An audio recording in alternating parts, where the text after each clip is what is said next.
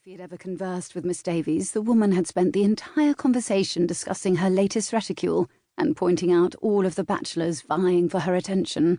Gripping the branch harder, she leaned slightly forward when he got down on one knee and pulled out a small box from his pocket.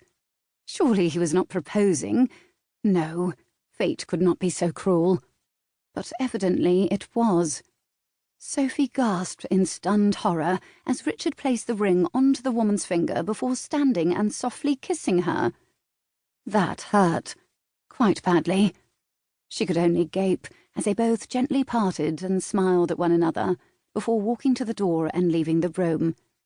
As the door closed behind them, Sophie could literally feel her dreams crumbling into a pile of dust. She laid her cheek against the rough bark of the branch and let herself dangle in misery. Perhaps she would join a nunnery, though waking up at dawn and practicing devout obedience were not duties she was all that keen to embrace. No, it would be best she remain a dedicated scholar, helping the children at the orphanage learn to read and write, as her mother had done before her. After all, keeping her mother's vision for Grade Street Orphanage alive was what was important and what Sophie had to focus on. And if she could not marry the man she'd had her heart set on since childhood, she would prefer to not marry any man.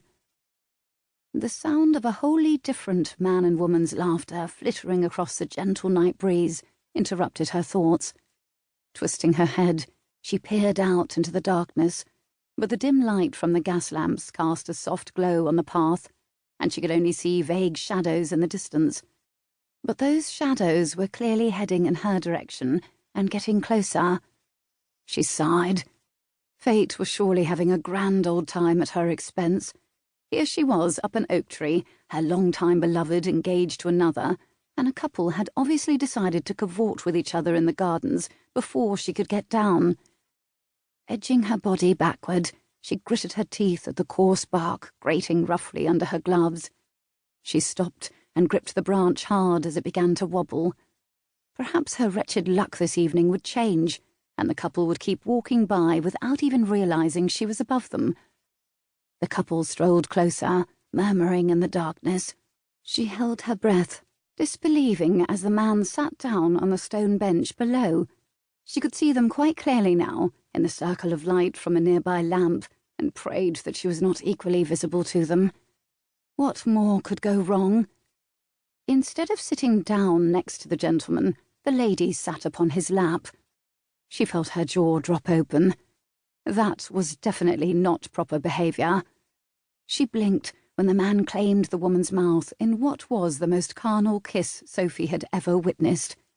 A kiss at complete odds with the chaste one Richard had bestowed on Miss Davies but a moment ago.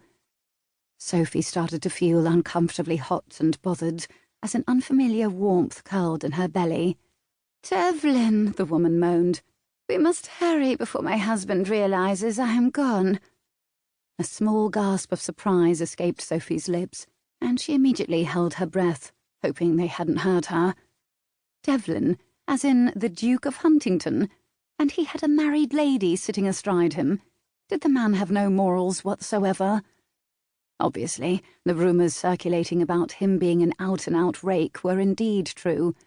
No wonder everyone called him the Devil Duke, if this was the sort of shenanigans he took part in.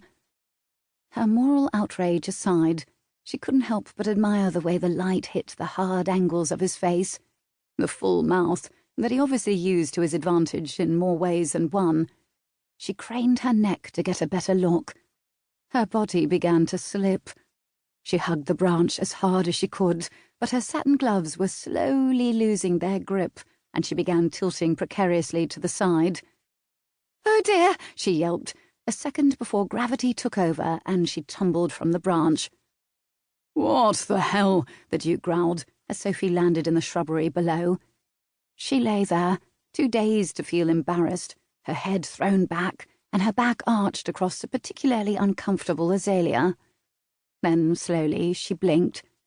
Someone's feet began crunching through the knee-high plants, so she pulled herself out of her stupor and turned toward the noise. She saw some black boots, followed by a pair of perfectly tailored trousers covering some very long and muscular legs. Of course he would have